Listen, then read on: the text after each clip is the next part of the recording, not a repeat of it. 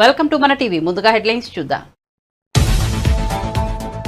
మధ్య బంగాళాఖాతంలో కొనసాగుతున్న వాయుగుండం ఇది మరింత బలపడి తుఫానుగా ఆపై తీవ్ర తుఫానుగా మారే అవకాశం. ఒరిస్సా, బెంగాల్ రాష్ట్రాల్లో భారీ వర్షాలు. ఏపీలో అత్యధిక ఉష్ణోగ్రతలు కొనసాగుతాయన్న ఐఎండీ.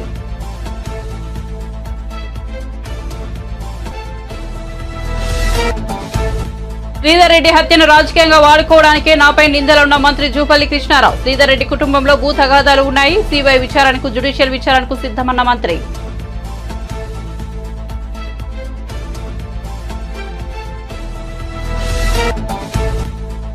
బ్లడ్ శాంపిల్ ఇద్దాం, దమ్ముంటే రావాలంటూ సోమిరెడ్డికి కాకాని సవాల్. రేవ్ పార్టీ దగ్గర తన కారు ఉందంటున్న సోమిరెడ్డి అది నా కారేనని నిరూపించగలరా అని డిమాండ్.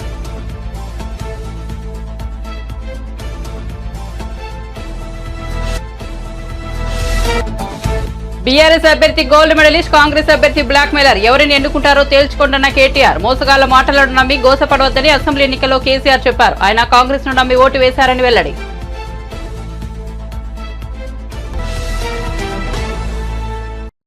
ఇక వార్త వివరాల్లోకి వెళ్తే టీడీపీ అధినేత Chandrababu union public service commission కి లేఖ రాశారు. ఐఏఎస్ కన్ఫర్మేషన్ ప్రక్రియను వాయిదా వేయాలని కోరారు. ఇప్పుడు కన్ఫర్మేషన్ ప్రక్రియ చేపట్టడం ఎన్నికల నియమావళికి విరుద్ధమని స్పష్టం చేశారు. ఎన్నికల కోడ్ ఇంకా ముగియనందున ఇప్పుడు కన్ఫర్మేషన్ ప్రక్రియ సరికాదని చంద్రబాబు తన లేఖలో పేర్కొన్నారు. సీఎంఓలో ఉన్న వారికే పదోన్నతులు పరిమితం చేశారని ఆరోపించారు. కన్ఫర్మేషన్ జాబితా తయారీలో పారదర్శకత లేదని విమర్శించారు. ఐఏఎస్ కన్ఫర్మేషన్ జాబితాను పునః పరిశీలించాలని చంద్రబాబు యూపీఎస్సీకి విజ్ఞప్తి చేశారు. కొత్త ప్రభుత్వం వచ్చే వరకు కన్ఫర్మేషన్ ప్రక్రియను వాయిదా వేయాలని కోరారు. బంగాళాఖాతంలో ఏర్పడిన అల్పపీడనం మరింత బలపడి వాయుగుండంగా మారింది. ప్రస్తుతం మధ్య బంగాళాఖాతంలో కేంద్రీకృతమై ఉన్న ఈ వాయుగుండం మరింత బలపడి తుఫానుగా మారనుందని భారత వాతావరణ సంస్థ వెల్లడించింది. తుఫానుగా మారితే దీనిని రెవాల్ అని పిలువనున్నారు. కాగా ఈ నెల 25వ తేదీ రాత్రికి తీవ్ర తుఫానుగా బలపడి పశ్చిమ బెంగాల్, బంగ్లాదేశ్ మధ్య తీరం దాటనుంది. దీని ప్రభావంతో ఈ నెల 25, 26 తేదీల్లో ఉత్తర ఒడిశా తీర ప్రాంత జిల్లాలో భారీ వర్షాలు కురిసే అవకాశం ఉంది. ఈ నెల 26, 27 తేదీల్లో పశ్చిమ బెంగాల్లోని తీర ప్రాంతాల్లో భారీ నుంచి అతి భారీ వర్షాలు కురుస్తాయని ఐఎండీ పేర్కొంది. ఈ నెల 28 వరకు బెంగాల్లో వర్షాలు కొనసాగే అవకాశం ఉందని తెలిపింది. అదే సమయంలో ఏపీపై ఈ తుఫాన్ ప్రభావం ఏమాత్రం ఉండదని, రాష్ట్రంలో ఎండలు మండిపోతున్నాయని ఐఎండీ స్పష్టం చేసింది. ఏపీలో వేడి గాలులు వీచే అవకాశం ఉందని ఐఎండీ వివరించింది. రాష్ట్రంలోని చాలా ప్రాంతాల్లో అత్యధిక ఉష్ణోగ్రతలు నమోదవుతాయని వెల్లడించింది. తాను పొంగులేటి శ్రీనివాసరెడ్డి బీఆర్ఎస్ పై ఎప్పుడైతే తిరుగుబాటు చేశామో అప్పుడు ఆ పార్టీపై కోలుకోలని దెబ్బపడిందని, ఆ కోపంతో తనపై బీఆర్ఎస్ ఆరోపణలు చేస్తోందని మంత్రి జూపల్లి కృష్ణారావు అన్నారు.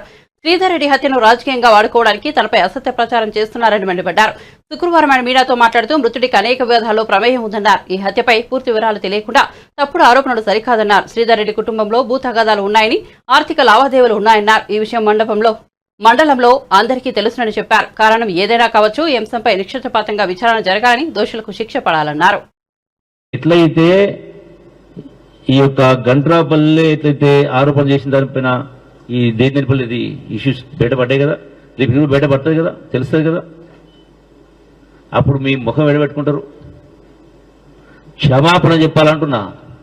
ఏదైతే ఆరోపణ చేసిండ్రో గంట్రాపల్లి ఇష్యూలో మీకు దమ్ము ధైర్యం ఉంటే ఇవన్నీ పంపిస్తారు. రేపే మీకంతా ఇంగ్లీష్ చాలా ఎక్కువ వస్తుంది కదా అని ఇంగ్లీష్ కాపీలను పంపిస్తా, చదువుకొని క్షమాపణ చెప్తావా మిస్టర్ కేటీఆర్, క్షమాపణ చెప్తావా మిస్టర్ ప్రవీణ్ కుమార్.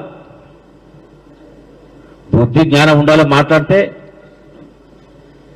చదువు గొప్ప కాదు, ఎంత గొప్ప చదివింది గొప్ప కాదు, ఎన్ని చదువులు చదివింది గొప్ప కాదు, ఎన్ని పదవులు గొప్ప లెక్క కాదు.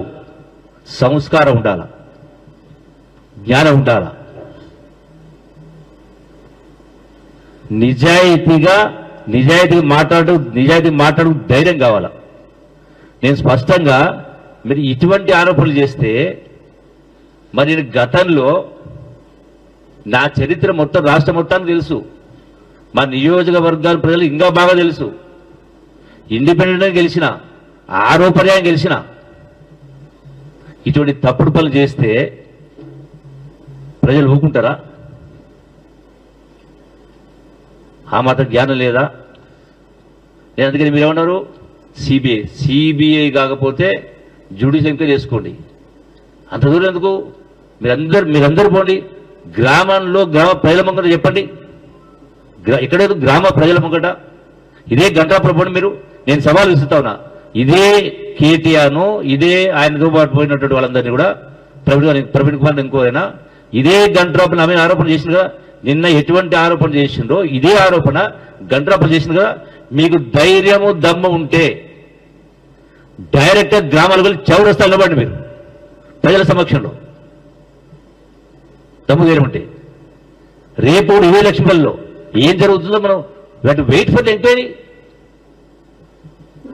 24 hours కాలే ఒకటే ఉదయం జరిగితే ఇప్పుడు మధ్యరాత్రి ఇప్పుడు తెలియదు. ఉదయం అసలు ప్రజలకు తెలిసిందే ఉదయం తెలిస్తే మీరు 11 గంటలకు తయారైండ్రు, మధ్యాహ్నం అడిపోయినారు. దీన్ని బట్టి ఏమర్థమవుతుంది?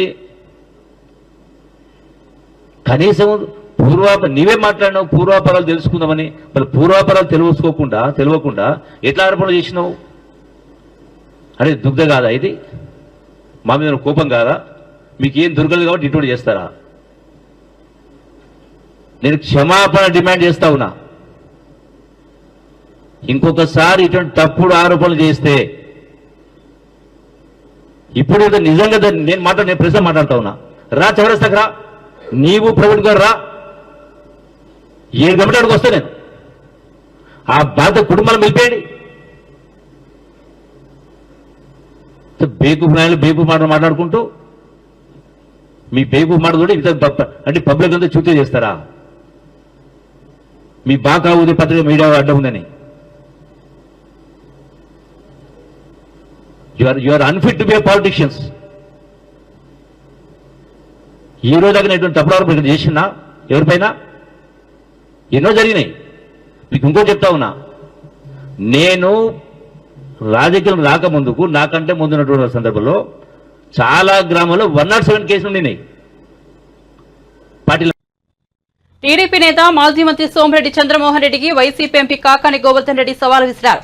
బెంగళూరు రేవ్ పార్టీ అంశంలో సోమిరెడ్డి చేసిన ఆరోపణలపై కాకాని శుక్రవారం మీడియాతో మాట్లాడారు.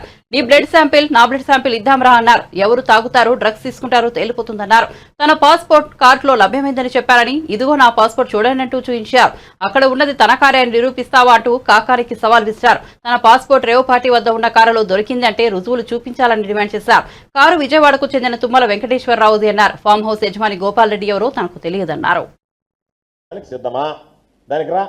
దాంతో పాటు ఎవరికి ఏ అలవాట్లు ఉన్నాయనేటువంటిది ప్రజలకు తెలియాలి. కాబట్టి ఒకసారి నీ బ్లడ్ శాంపిల్ నా బ్లడ్ శాంపిల్ 2 ఇస్తే కౌంటింగ్ దాకా పూజలు చేస్తాడయ్యానని, కాబట్టి కౌంటింగ్ దాకా దేవుడు నువ్వు నమ్మతామని నేను అనుకుంటున్నా.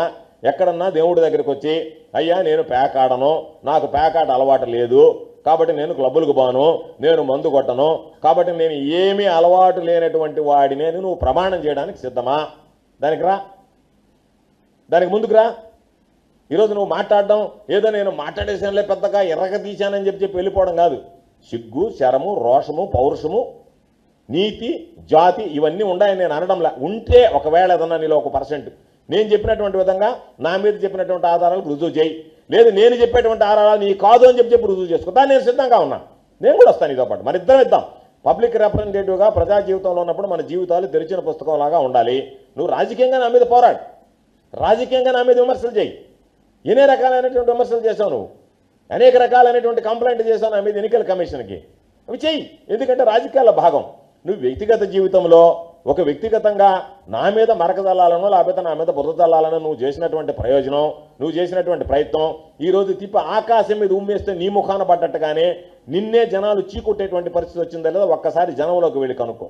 ఒక కారుకి ఒక డూప్లికేట్ సంబంధించినటువంటి జెరాక్స్ కాపీ అంటిస్తే దానికి సంబంధాలు అంటగట్టేటువంటి పరిస్థితికి నువ్వు దిగజారిపోతే ఇంకా నీ చీకటి కోణాలు చాలా ఉన్నాయి. వాటిని కూడా పోలీసుకి అప్పచెప్పి వాటిని కూడా వెరిఫై చేయమంటున్నాం. ఇదే విషయంలో దానికి సంబంధించినటువంటి ఏమేమి బయటకు వస్తాయనేటువంటిది కూడా ఒక అర్థం ఉంటుంది. ఎందుకంటే నన్ను గ్యాంగ్స్టర్ అన్నావు. నేను ఈరోజు చెప్తున్నా, రేడియం విగ్రహాలు అమ్మడానికి తిరిగినటువంటి వాడి, పురాతనమైనటువంటి పంచలోహ విగ్రహాలను అమ్మినటువంటి వాడి, విదేశాలకు అమ్మినటువంటి వాడి. నువ్వు గ్యాంగ్స్టర్ అంటే ఎవరిని అంటారు? స్మగ్లర్ అని ఎవరిని అంటారు? నీలాంటి వాడిని అంటారా, నాలాంటి వాడిని అంటారా? లేదు నేను రేడియం బొమ్మలు ఎత్తుకుని నా కారులో తిరగలేదని ప్రమాణం చేస్తావా? పోనీ అదేని చెప్పు. నేను రేడియం బొమ్మలు కానీ మరొకటి కానీ ఆ విగ్రహాలతో నేను ఎప్పుడు డీల్ చేయలేదు, నేను మందు కొట్టలేదు, నేను ప్యాక్ ఆడలేదు, నాకు అలవాటు లేదు, నేను ఎక్కడ ఏ పరాయి స్త్రీలతో నాకు అక్రమ సంబంధాలు లేవు. ఇవన్నీ మాట్లాడగలవా? నీ బ్రతుకు నువ్వు చెప్పగలవా? నువ్వు సిద్ధంగా ఉన్నావా? నేను చెప్తున్నా నువ్వు తాగుబోతువి, తిరుగుబోతువి అని చెప్తున్నా. కాబట్టి వ్యక్తిగతంగా మాట్లాడేటప్పుడు ఎప్పుడైనా సరే మన ఏదో అన్నాడు రా చూసుకుందామని. ఏంది చూసుకునేది? ఒక దెబ్బ కొడితే మొక్కాలు దెబ్బ వేస్తే కాలు దెబ్బే సరిపోద్ది నీక. నువ్వేది మళ్ళీ చూసుకునేది? ఏమి చూసుకుందాం మనం? ఏమి చూసుకోవాలి నీతో?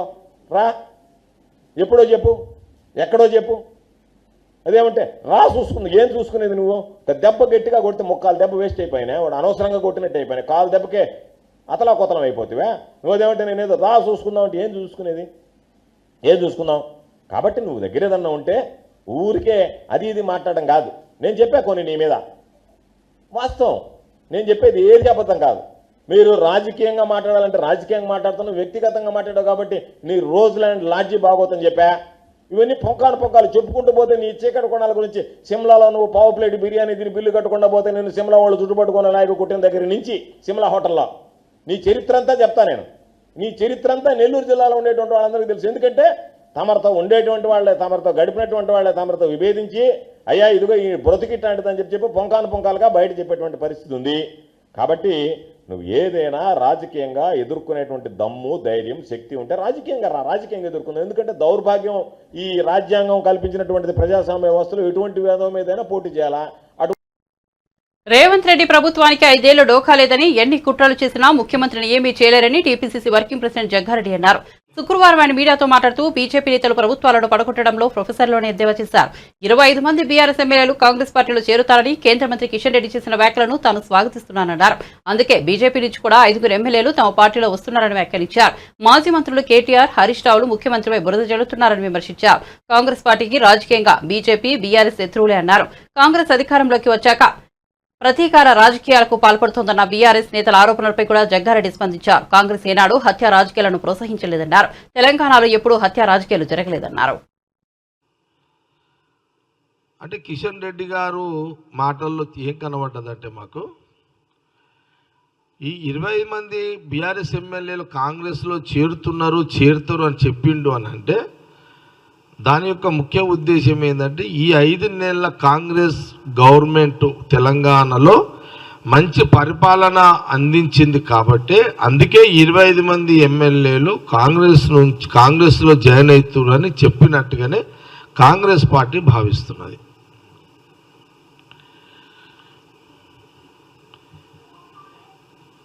ఇది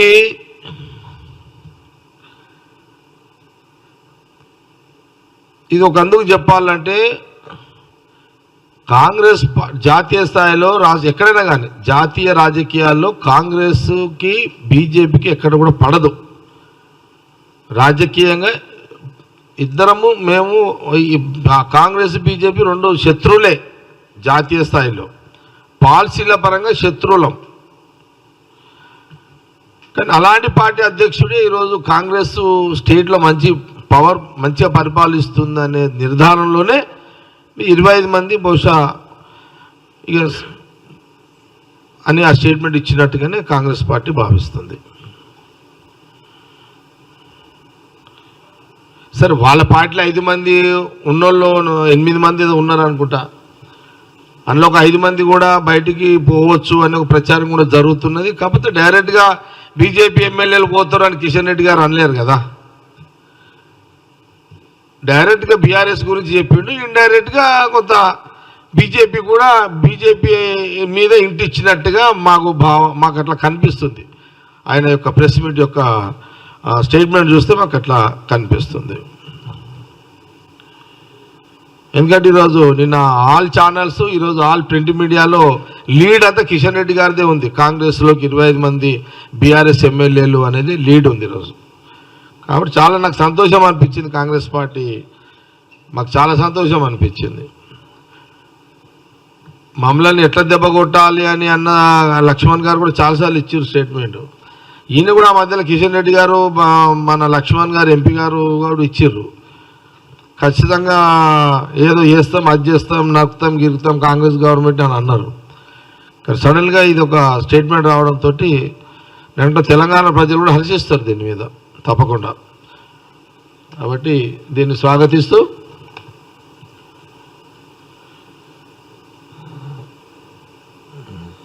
ఇప్పుడు ఈ వరి దాని మీద మాట్లాడుతున్నాడు. కిషన్ రెడ్డి గారి ప్రాబ్లం ఏంటంటే అంటే చాలా సీనియర్ మోస్ట్ లీడరు, మనలో ఏం అనుమానం లేదు. కానీ వరి గురించి బహుశా అవగాహన లేకపోవచ్చు అంతే. వరి పంట మీద, ధాన్యం మీద బహుశా కిషన్ రెడ్డి గారికి అవగాహన లేకనే కొంత స్టేట్మెంట్లు తప్పిదాలు వస్తేనే కొంత సవరణ చేసుకోవాలని కాంగ్రెస్ పార్టీ సలహా ఇస్తుంది కిషన్ రెడ్డి గారికి. అదే అసలు ధాన్యం ఒక ధర ఫిక్స్ చేసేది కేంద్రం కదా. మోసగాళ్ల మాటలు నమ్మి గోసపడవద్దని అసెంబ్లీ ఎన్నికల్లో కేసీఆర్ చెప్పారు. ఆయన కాంగ్రెస్ కు నమ్మి ఓటు వేశారు. నేడు కాంగ్రెస్ పార్టీ వాళ్ళలో అన్ని వర్గాల ప్రజలు ఇబ్బంది పడుతున్నారని బీఆర్ఎస్ వర్కింగ్ ప్రెసిడెంట్ కేటీఆర్ అన్నారు. చోటుప్పల్ మండలం దామరి గ్రామంలోని బాలాజీ గార్డెన్లో నిర్వహించిన మునుగోడు ఎన్నికల నియోజకవర్గ పట్టభద్రుల ఎన్నికల సన్నాహక సమావేశంలో పాల్గొన్నారు. ఈ సందర్భంగా ఆయన మాట్లాడుతూ కాంగ్రెస్ కావాలన్నా కరెంటు కావాలన్నా అనే విషయంలో రైతులు, గీత కార్మికులు ఆలోచన చేయాలన్నారు.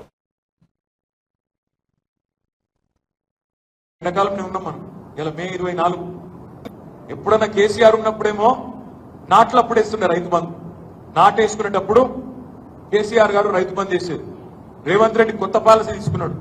నాట్లు వేసేటప్పుడు అవసరం లేదంట రైతు బంధు, ఓట్లు వేసేటప్పుడు అవసరంగా ఉంటాం. మనం ఆ క్యామమల్లేషన్ ఎలక్షన్ లో ఓట్లప్పుడు గప్పుడు ఇచ్చిండు. ఎందుకంటున్నా అంటే మనం పిచ్చోళ్ళు అనుకుంటున్నాడు ఆయన. పాత రైతు బందే ఇచ్చి, కేసీఆర్ ఇచ్చిన రైతు బందే ఇచ్చి రైతు భరోసా నేను బిల్డప్ ఇచ్చినా ఇళ్ళకే మెరక మళ్ళా నాకే గుద్దుతారు. మొన్న 67,000 ఓట్లతో గెలిచినాం నగరేకల్లా, రేపు మళ్ళా గెలుస్తాం, ఎందుకు గెలవము అనే ధీమా. మా ఆడబిడ్డలు ఇక్కడ ఉన్నారు, మీకు ఎన్ని చెప్పిండమ్మా? నెలకు 2,500, 18 ఏళ్ల నిండిన ఆడబిడ్డలందరికీ నెలకు 2,500. కేసీఆర్ పెళ్లి చేసుకుంటే ₹1,00,000 ఇస్తున్నాడు, నేను తులం బంగారం ఇస్తా. ముసలోళ్లకు కేసీఆర్ ఇంట్లో ముసలమ్మకో ముసలయ్యకో ఇస్తున్నాడు, నేను ఇద్దరికి ఇస్తా, ఇద్దరికి చెరి 4,000 ఇస్తా. ఇన్ని కథలు చెప్తే పాపం మా ఆడబిడ్డలు కూడా వాళ్ళు కూడా మోసపోయి వాళ్ళు కూడా ఓట్లేసింది. ఫ్రీ బస్సు, బంగారం అన్ని చెప్తే బుద్ధిలు. ఒక్కలకన్నా వచ్చిందా 2,500 నగరేకల్లో? ఒక్కలకు. కానీ సిగ్గు లేకుండా ఎట్లా అబద్ధాలు చెప్తారంటే, ఆదిలాబాద్ కు రాహుల్ గాంధీ వచ్చిండు మొన్న పార్లమెంట్ ఎన్నికల్లో.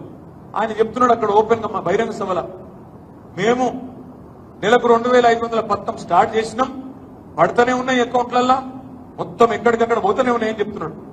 ఉత్తరప్రదేశ్ లో ప్రియాంక గాంధీ చెప్తున్నది, మేము తెలంగాణలో మా ప్రభుత్వం వచ్చింది రాగానే అక్కడ మహాలక్ష్మి పథకం చాలు చేసినాం, 2,500 రూపాయలు పడుతూనే ఉన్నాయి, జరిగిపోతూనే ఉన్నది అని చెప్పి అక్కడ చెప్తా ఉన్నాను. అవన్నీ ఎందుకు? రేవంత్ రెడ్డి మన ఇక్కడికి కూడా వచ్చింది కదా ప్రచారానికి భువనగిరి పార్లమెంట్ కి. ఏమన్నాడు వచ్చి, 6 గ్యారెంటీలలో 5 అమలు చేసినాం, 5 అమలు అయిపోయినాయి అంట. మాకైతే తెలియదు, ఇక్కడ మీరు చెప్పాలి. అమలు అయిపోయినాయి 5 గ్యారెంటీలు. 6 గ్యారెంటీలలో 13 హామీలు ఉన్నాయి. అవి కాకుండా మరొక 407 ప్రామిసులు వేరే ఉన్నాయి. మొత్తం కలిపి 420 హామీలు ఉన్నాయి. ఒక్కటి అమలు చేసింది ఇప్పటికి, ఒకటే ఒక్కటి. ఏంటిది అది? బస్సు. ఇక ఆ బస్సు అందం చెప్పరాదు. అందులో ఆడోళ్ళు కొట్టుకున్నాడు, మొగోళ్ళు తిట్టుకున్నాడు. ఆడోళ్ళేమో సీట్ల కోసం కొట్టుకుంటారు, మొగోళ్ళేమో టికెట్ కొనుక్కొని ఏం దరిద్రం రాని మొగోళ్ళు తిట్టుకుంటారు. వైసీపీ పాలనలో ఎస్సీ, ఎస్టీ, మైనారిటీలకు రక్షణ లేకుండా టీడీపీ రాష్ట్ర అధికార ప్రతినిధి సయ్యద్ రఫీ ధ్వజమెత్తారు. మార్చిలలో 6గుని హతమార్చారని మండిపడ్డారు. 79 మందిపై దాడులకు తెగబడగా అందులో 51 మంది ఎస్సీ, ఎస్టీ, మైనార్టీలని తెలిపారు. జగన్ రెడ్డి పాలనలో పిన్నెల్లి హింసకు, రక్తపాతానికి అడ్డు లేకుండా పోయిందని దుయ్యబట్టారు. ఈవీఎంలను ధ్వంసం చేసిన పిన్నెల్లిపై కేసు నమోదు చేయకుండా పోలీసులే తప్పించడం సిగ్గుచేటని విమర్శించారు. చేస్తున్నటువంటి దౌర్జన్యాల మీద నేను ఈ ప్రెస్ మీట్ ఏర్పాటు చేశాను. అయితే వైసీపీ నాయకులు ఏం మాట్లాడుతున్నారంటే, ఎస్సీ, ఎస్టీ, బీసీ, మైనారిటీలు ఓట్లు వేయటానికి వస్తే తెలుగుదేశం నాయకులు అడ్డుకున్నారు, అందుకనే గొడవలు జరుగుతున్నాయి. ఎస్సీ, ఎస్టీలు, బీసీలు, మైనారిటీలు మా పక్షాన ఉన్నారు, మేము వాళ్ళకి ఉద్ధారకులం అని చెప్పి మాట్లాడుతూ ఉన్నారు. నేను ఈ సందర్భంగా మాచర్లలో పిన్నెల రామకృష్ణారెడ్డి, అతని సోదరులు, అతని ముఠా 6గురిని హతమార్చారు. స్థానిక సంస్థల ఎన్నికల్లో దాడులు, దౌర్జన్యాలు 18. మాచర్ల నియోజకవర్గంలో 77 పంచాయతీలు ఉంటే 74 దౌర్జన్యంగా ఏకగ్రీవం చేసుకున్నారు. ఇది ప్రజాస్వామ్యం. జగన్మోహన్ రెడ్డి చెప్పే ప్రజాస్వామ్యం ఇది.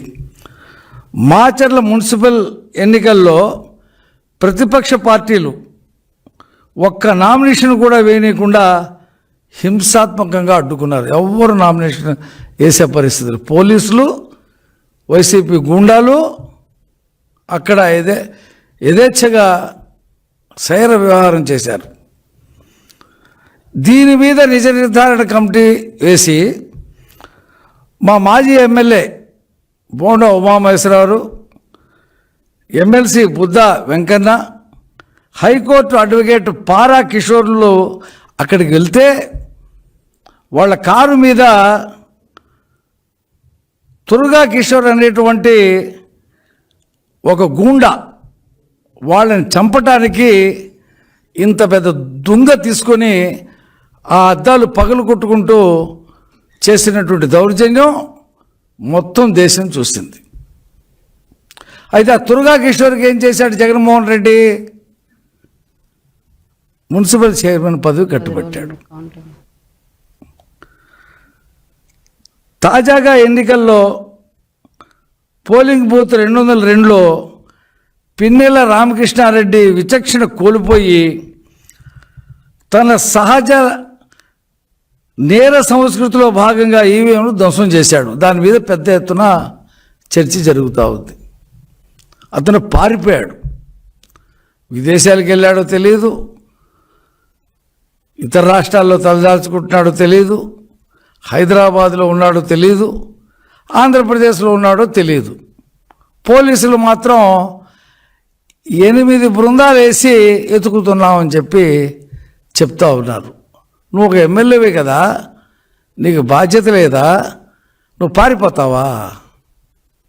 ఇదా జగన్మోహన్ రెడ్డి ఇతన్ని భుజం మీద చేసి చాలా మంచోడు, ఇతనికి ఇంకా రేపు ప్రభుత్వం వస్తే ఇంకా పైన అంటే మంత్రి పదవి కట్టపెడతా, ఇతని ఓట్లేసి గెలిపించాడని చెప్పాడు ఈ మహానుభావుడు గురించి. ఆ సందర్భంగా మా Telugu Desam party polling agent Namburu Srinivasarao, ఇది తప్పు, నువ్వు ఈవీఎంలు పగలకూడదు తప్పు అంటే అతను తల పగలగొట్టారు. అతన్ని హత్యా నేరం కింద అరెస్ట్ చేయకుండా తెలుగుదేశం పార్టీ అధికార ప్రతినిధి బుద్ధా వెంకన్న కీలక వ్యాఖ్యలు చేశారు. ప్రస్తుతం తమ పార్టీ జాతీయ ప్రధాన కార్యదర్శిగా ఉన్న నారా లోకేష్ కు అధినేత చంద్రబాబు నాయుడు ప్రమోషన్ ఇవ్వాలని, రాష్ట్ర అధ్యక్ష బాధ్యతలు అప్పచెప్పాలని అన్నారు. ఇది తమ వినతి పత్రం కాదని డిమాండ్ అని వ్యాఖ్యానించారు. శుక్రవారం విజయవాడలో ఆయన విలేకరుల సమావేశంలో మాట్లాడారు. కీలకమైన శాఖ ఇస్తారు, అచ్చెన్నాయుడు గారికి కీలకమైన శాఖ ఇస్తారు. అయినా సరే నేను కూడా రిక్వెస్ట్ చేస్తున్నాను చంద్రబాబు నాయుడు గారిని, ఆయనకి కీలకమైన శాఖ ఇవ్వాలి, ఈయనకి రాష్ట్ర అధ్యక్ష బాధ్యతలు అప్పచెప్పాలి. మీరు బీసీలు, ఎస్సీలు, మైనార్టీలు లేకపోతే ఇంకొకరు ఏమని అనుకుంటున్నారేమో, ఎవరు ఏమనుకోము. బీసీలు, ఎస్సీలు, ఎస్టీలు, మైనార్టీలు అందరూ కూడా మీ వెనకాతలే ఉంటారు. కాబట్టికి ఎవ్వరు ఏమనుకోరు. ఇవాళ నుంచి ప్రతి BC, SC, minority Lokesh Babu గారికి రాష్ట్ర అధ్యక్ష బాధ్యతలు అప్పచెప్పాలని అందరూ చెబుతారు. కాబట్టికి మేము చంద్రబాబు నాయుడు గారిని మాత్రం డిమాండ్ చేస్తున్నాం, ఈ పదవిని చేపట్టాలని లోకేష్ బాబు గారిని రిక్వెస్ట్ చేస్తున్నాం. ఆలోచన ఎందుకు రావడం ఏముందండి, ఇప్పుడు అరే తప్పది. ఇవాళ పార్టీ 130 సీట్లు వస్తున్నాయి. అచ్చెన్నాయుడు గారికి కూడా ప్రమోషన్ ఇవ్వాలి, ఆయనకి కీలకమైన శాఖ ఇవ్వాలి. 2 శాఖలు చేయలేరు. కాబట్టి నేను లోకేష్ బాబు గారిని కూడా మంత్రి పదవి ఇది 2 చేపట్టమంటలేదే. నేను పార్టీ అధ్యక్ష బాధ్యతల వరకే లోకేష్ బాబు గారు చేయమన్నా. నేను చెప్పేది ఆయన పార్టీ అధ్యక్ష బాధ్యతలు చేపట్టాలి. ఆయన ముందు కార్యకర్తలకి లాభం జరగాలన్నా కార్యకర్తలు, ఎందుకంటే ఆయన కార్యకర్తలకు బాగా దగ్గరైపోయినటువంటి వ్యక్తి. చెప్పాక చంద్రబాబు గారు పేరు పెట్టి పిలిచే వ్యక్తులందరినీ కూడా ఆయన పేరు పెట్టి అన్నానో లేకపోతే బాబాయ్ అనో ఏదో ఒకటి తమ్ముడు అనో పిలుస్తారు. అలాగే లోకేష్ బాబుకి ఇంకా ఎక్కువ పర్సనల్ అటాచ్మెంట్ జరిగింది. కాబట్టికి అచ్చెన్నాయుడు గారికి కీలకమైన శాఖ అప్పగించి అదే రోజు చరిత్రలో చంద్రబాబు నాయుడు గారు ముఖ్యమంత్రిగా, లోకేష్ బాబు గారు అధ్యక్షుడిగా, అది కూడా ఒకే రోజు జరగాలని మేమైతే చంద్రబాబు గారిని డిమాండ్ చేస్తున్నాం. ఎందుకంటే జాతీయ తెలుగుదేశం పార్టీ అధ్యక్షులు కాబట్టి ఆయన్ని డిమాండ్ చేస్తున్నాం.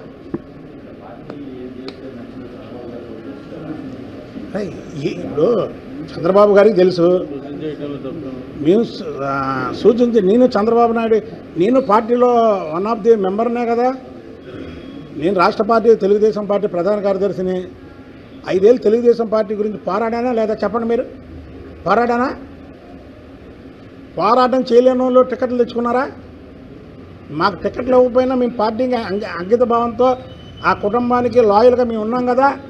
కాబట్టికి డిమాండ్ చేసే హక్కు నాకుంది. అది కూడా చెప్తున్నా, డిమాండ్ చేసే అర్హత నాకుంది. కాబట్టి నేను అది చేస్తున్నా. నా గురించి అయితే కరెక్ట్ కాదు. అది అందుకనే చెప్పేది నేను ఒక బీసీ. కాంగ్రెస్ ప్రభుత్వం ఉద్యోగులను, నిరుద్యోగులను మోసం చేసింది. 6 గ్యారంటీలను 100 రోజుల్లో అమలు చేస్తామని మోసపూరిత హామీలిచ్చి గెలిచాక ఒక్క హామీ కూడా అమలు చేయలేదని మాజీ మంత్రి ఎమ్మెల్యే హరీష్ రావు అన్నారు. శుక్రవారం పట్టభద్రుల ఎన్నికల ప్రచారంలో భాగంగా ఖమ్మం జిల్లా సత్తుపల్లి నియోజకవర్గంలో నిర్వహించిన సన్నాహక సమావేశంలో పాల్గొని మాట్లాడారు. హామీలను అమలు చేయకుండా మొద్దు నిద్రపోతున్న కాంగ్రెస్ ను తట్టిలేపాలంటే ఆ పార్టీని ఓడగొట్టాలని పిలుపునిచ్చారు. తర్వాత ఇవాళ చేతులెత్తింది కాంగ్రెస్ పార్టీ. ఏం చెప్పారు? 6 5 అయినాయట. 5 అయినాయా? 6 5 అమలైనాయి అంటున్నాడు రేవంత్ రెడ్డి. అయినాయే? మీరే చెప్పాలి. మొదటి హామీ మహిళలకు మహాలక్ష్మి కింద 2500 వచ్చినాయా? వచ్చినాయి. పేదలందరికీ ఇండ్లు వచ్చినాయా? ఒక్కటి కూడా అమలు కాలే. అందరినీ మోసం చేశారు. ముఖ్యంగా విజ్ఞానవంతులు, మేధావులు, విద్యావంతులు, గ్రాడ్యుయేట్లు ఇవాళ మీరు ఆలోచించాలి. ఇక్కడ కాంగ్రెస్ పార్టీ ఓడిపోతే ఉన్న గవర్నమెంట్ పడిపోతుందా? కాంగ్రెస్ గవర్నమెంట్ ఏం పడిపోదు. కానీ గ్యారంటీల అమలు విషయంలో మొద్దు నిద్రపోతున్న ఈ కాంగ్రెస్ ప్రభుత్వాన్ని మనం తట్టి లేపిన వాళ్ళమైతాం. బిడ్డ నువ్వు అమలు చేయలేదు కనుకనే నేను ఓడగొట్టినామని వాళ్ళ కళ్ళు తెరిపించాల్సిన అవసరం ఉంది. ఇలా విద్యార్థులకు ఏం చెప్పారు? 5 లక్షల విద్యార్థి భరోసా కార్డు ఇస్తామన్నారు. అమ్మాయిలకు స్కూటీలు ఇస్తామన్నారు. భరోసా కార్డు లేదు, స్కూటీ ముచ్చట లేదు. నిరుద్యోగ యువతకు ఏం చెప్పారు? 4000 నిరుద్యోగ భృతి ఇస్తామన్నారు. అంతేకాదు నిరుద్యోగులకు మెగా డిఎస్సి ఇస్తాం, 2 లక్షల ఉద్యోగాలు నింపుతాం, ₹1 ఫీజు లేకుండా మీరు దరఖాస్తులు పెట్టచ్చు అన్నారు. ఒక్కటన్నా అమలైందా? ఇంట్లో ఇలా ఒక్క ఉద్యోగ నోటిఫికేషన్ ఇచ్చారా? వాళ్ళు ఏం చెప్పారు? నిరుద్యోగులకు 2 లక్షల ఉద్యోగాల జాబ్ క్యాలెండర్ ఇస్తామన్నారు. 6 నెలలైనా ఏమైంది మీ జాబ్ క్యాలెండర్ అని అడుగుతా ఉన్నా. 6 నెలల్లో జాబ్ క్యాలెండర్ ఎందుకు ఇవ్వలేదో ఇవాళ కాంగ్రెస్ పార్టీ సమాధానం చెప్పాల్సిన అవసరం ఉంది. మొన్న మేము అసెంబ్లీలో అడిగినాం, నిరుద్యోగ భృతి ఇస్తామన్నారు కదా, ఎప్పటి నుంచి ఇస్తారు అని అడిగినాం. ఎప్పటి నుంచి ప్రారంభమైద్దని అడిగాం. మీ జిల్లా మంత్రి, ఉప ముఖ్యమంత్రిగా ఉన్న భట్టి గారు లేచి అంటాడు, మేము ఎలక్షన్లల్లా నిరుద్యోగ భృతి ఇస్తామని మాట ఇయ్యలేదు అంటాడు. ఇచ్చిందా లేదా? రాహుల్ గాంధీతో చెప్పించారు, ప్రియాంక గాంధీతో చెప్పి. బులెటిన్ ముగించే ముందు హెడ్లైన్స్ మరోసారి చూద్దాం. మధ్య బంగాళాఖాతంలో కొనసాగుతున్న వాయుగుండం ఇది మరింత బలపడి తుఫానుగా, ఆపై తీవ్ర తుఫానుగా మారే అవకాశం. ఒడిశా, బెంగాల్ రాష్ట్రాల్లో భారీ వర్షాలు. ఏపీలో అత్యధిక ఉష్ణోగ్రతలు కొనసాగుతాయన్న ఐఎండీ.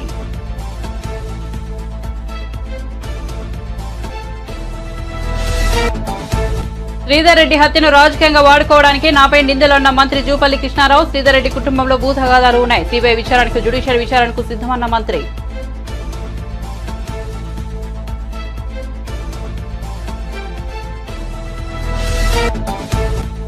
బ్లడ్ శాంపిల్ ఇద్దాం, దమ్ముంటే రావాలంటూ సోమిరెడ్డికి కాకాని సవాల్. రేవ్ పార్టీ దగ్గర తన కారు ఉందంటున్న సోమిరెడ్డి, అది నా కారేనని నిరూపించగలవా అని డిమాండ్.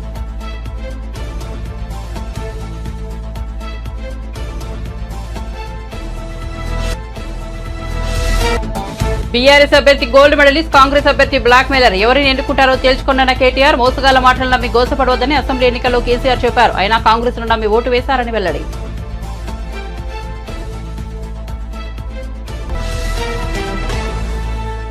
మరిన్ని అప్డేట్స్ కోసం చూస్తూనే ఉండండి మన టీవీ.